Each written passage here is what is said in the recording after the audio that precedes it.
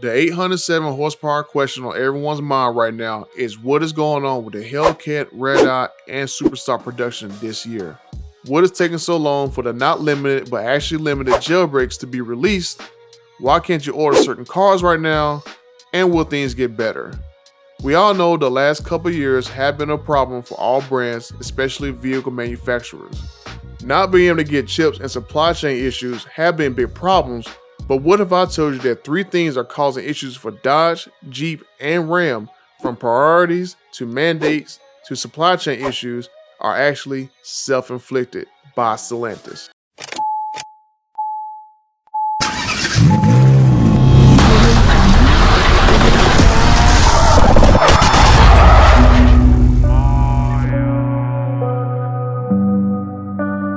A lot of things I'll talk about in this video are mostly about Dodge, but you can apply most of the issues to each brand. What happens to one brand can affect another for a variety of reasons, especially for this first one I'm about to talk about. One of the main issues affecting Dodge production is supply chain, and not just the fact that there are shortages, but some are self-inflicted problems Stellantis has caused themselves.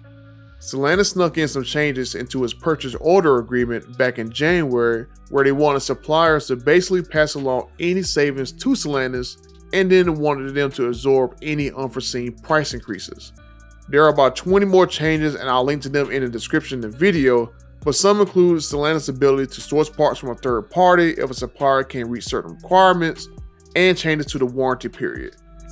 This issue has rubbed many suppliers the wrong way for the last couple of months.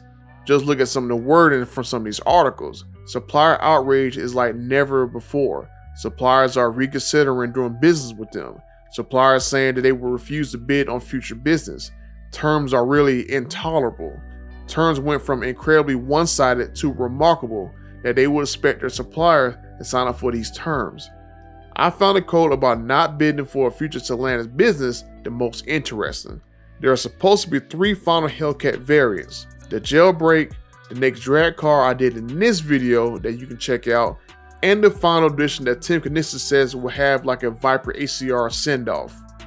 So now the question is, will Dodge have problems building the final ICE cars because Stellantis wanted to squeeze suppliers into unfavorable contracts in order to build the EVs cheaper?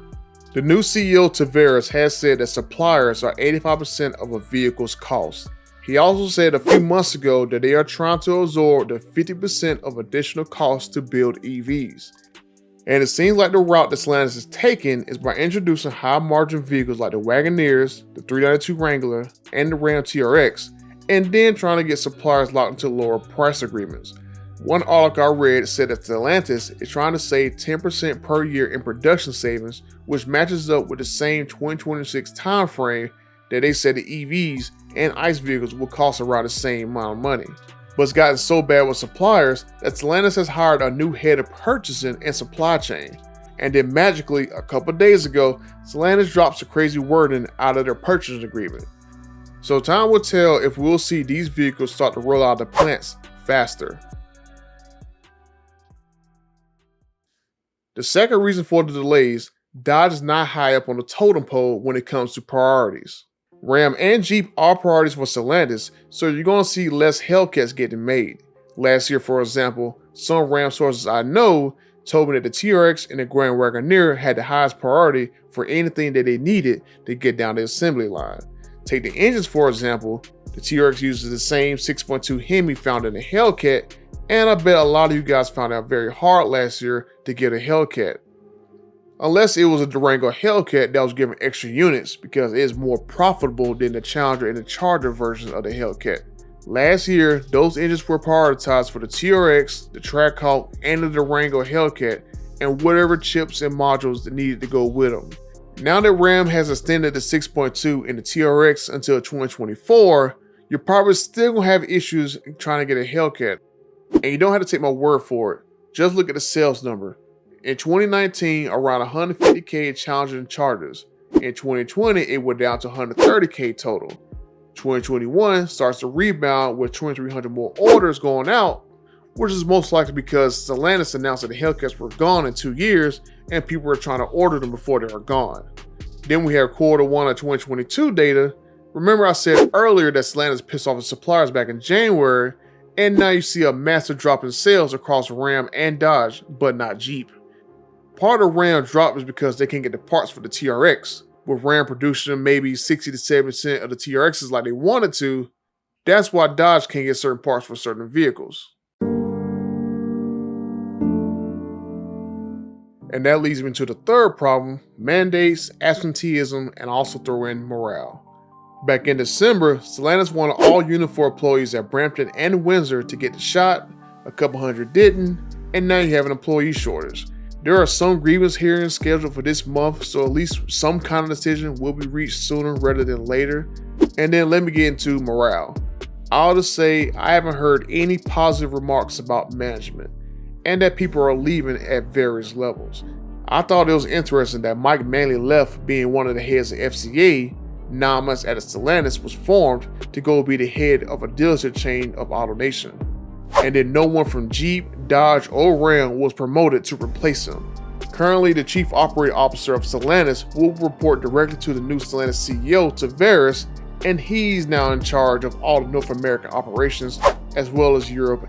And he wasted no time getting to it with UAW complaining about absenteeism, and then try to say it is not a problem and not preventing vehicles from getting out, but wants to improvement.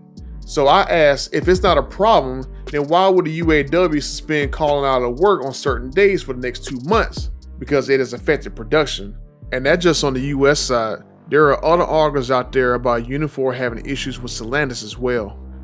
Unifor didn't know what was going to happen with Brampton because Stellantis was in touch with the state of Illinois, because Dodge could have moved their Challenger and Charger there for EV incentives. This caused a strain on the relationship because now the question is everyone at Brampton going to be laid off if it's converted to a battery plant? Unifor couldn't get a straight answer from Stellantis for months. The Canadian government had to get involved to throw in a lot of money and incentives for Stellantis to finally publicly pledge to keep production at Windsor and Brampton. As I said earlier, Stellantis pissed off suppliers trying to force them to eat the extra costs. Then Stellantis cutting their workforce down at multiple plants for months. All this creates a situation where people could get easily overworked, some can't take paid time off, and can't stay busy because parts aren't arriving on time. I know this video isn't very positive, but there are a lot of stuff that's going on behind the scenes, and it's not just because of the chip shortage causing issues. And I haven't even touched on shipping delays, so you can see there isn't one clear answer to why your Jailbreak, TRX, Hellcat, or Wagoneer is taking so long to get produced. As I find out more information, I'll be sure to share it with you, but one thing I can share is a new tracking system that you can use in the next few weeks. I'll leak this new service Stellantis will bring out in a couple weeks, where you can simply go on Dodge, Jeep, or Ram's website and track your order from placing it to delivery. I'll have to wait for the Foundation Hellcat to use it, but you can check out this video about the vehicle tracking system for your future order right here.